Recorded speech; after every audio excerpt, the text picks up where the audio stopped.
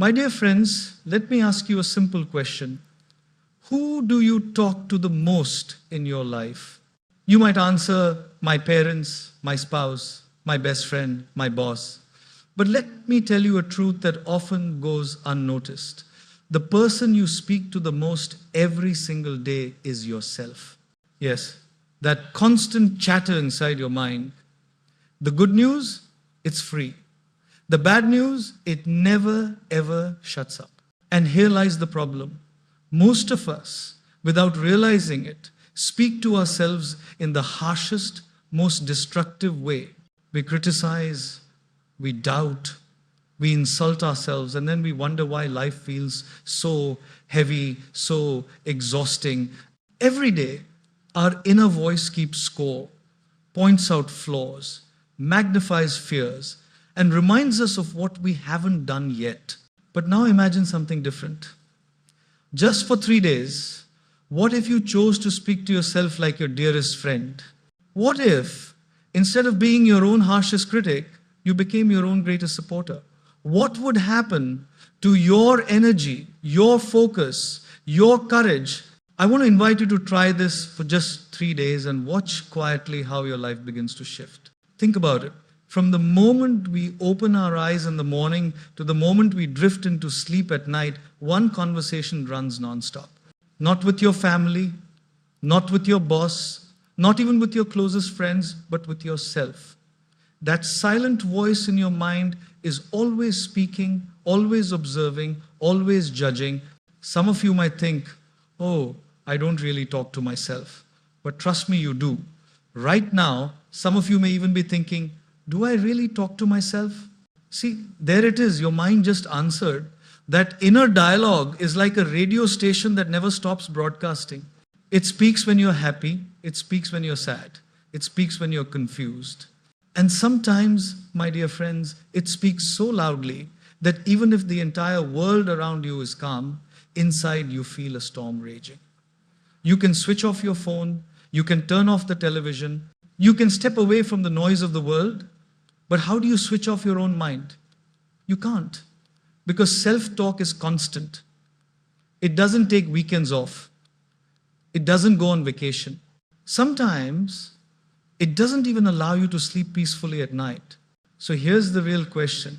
It's not whether you talk to yourself, it's what you are saying to yourself. If your inner voice is constantly doubting, criticizing, pointing out failures, and highlighting weaknesses, then my dear friends, you are living with an enemy in your own head.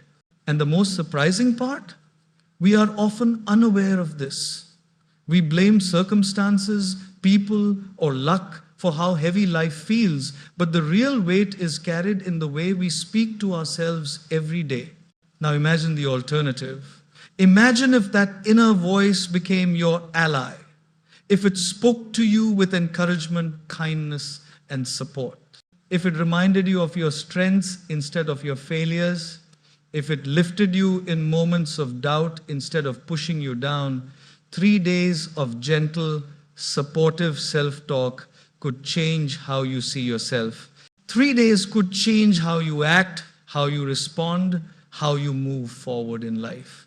Because the truth, my dear friends, is simple. The voice inside your head shapes the world outside your head. My dear friends, think about this for a moment. If the voice inside your head is encouraging, gentle, supportive, and kind, then you are living with the best friend you could ever have. When a child takes their first step and falls, what do parents say? Do they shout, "You can't even walk properly"? Of course not. They smile, they clap, they say, "Come on, one more step, you can do it." That encouragement makes the child try again until walking becomes natural. Now, imagine if parents had only criticized the child. Most of us would still be crawling today. And yet, here's the irony. As we grow up, we stop clapping for ourselves. We stop encouraging ourselves and replace it with constant criticism. I'm not good enough. I'll fail again. Others are better than me. And that constant self-talk shapes our confidence, our emotions, and even our destiny. The voice in your head is like a compass. Quietly, it directs the path your life will follow. Self-talk is not a small thing. It is the most powerful conversation you will ever have.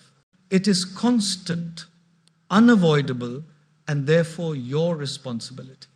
You may not be able to control the fact that your mind speaks, but you can choose how it speaks. Take charge of that voice even for 3 days, and you will see how much lighter, happier, and more confident life feels. Think of the words you speak not only to others, but to yourself as seeds. Seeds grow into entire gardens. The words you repeatedly tell yourself silently become the world you live in. Wake up in the morning and think, oh no, today is going to be terrible, and suddenly your whole day feels heavy. You haven't even stepped out of bed, yet your words have already created the weather of your mind. But if you wake up and say, I'm grateful for this new day, let's see what I can make of it, suddenly your energy feels lighter even without changing your circumstances.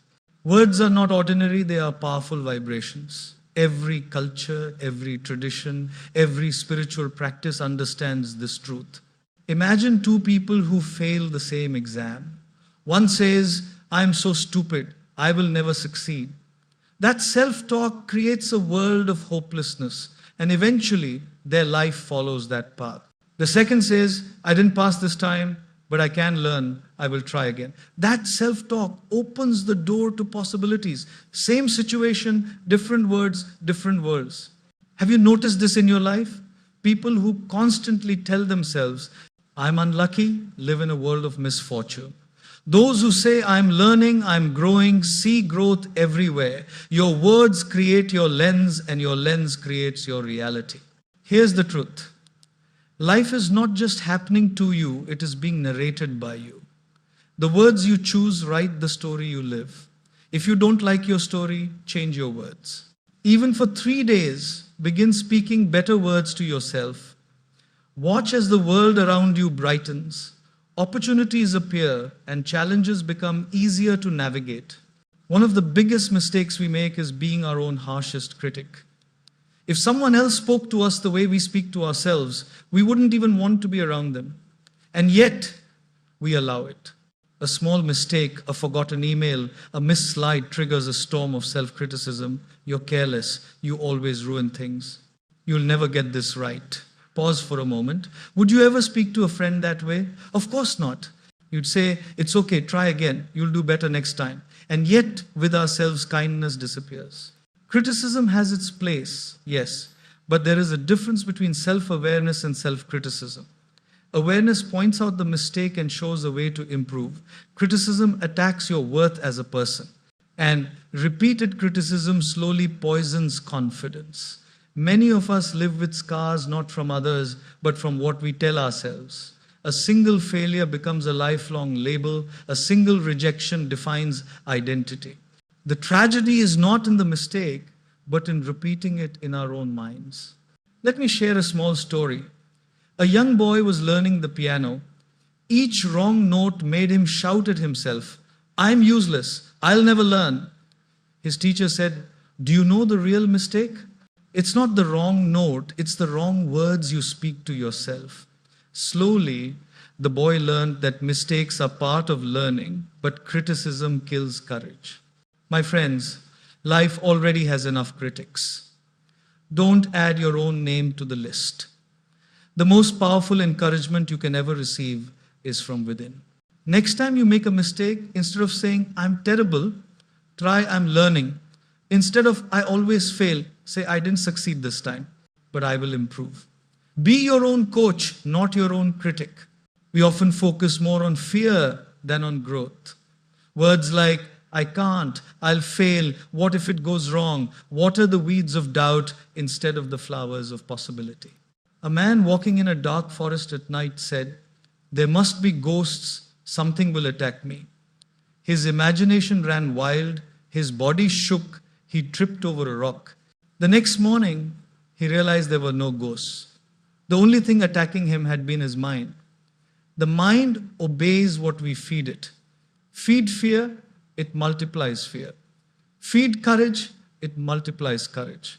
Encouragement is fuel. Without it, even the most talented person remains stuck. With it, even ordinary people achieve extraordinary things. A man climbing a mountain heard two voices in his head. One said, "Give up, you'll never make it." The other said, "You're almost there, keep going." He chose the encouraging voice, and step by step, he reached the top. Inside all of us are two voices, the critic and the encourager. The one you feed grows stronger.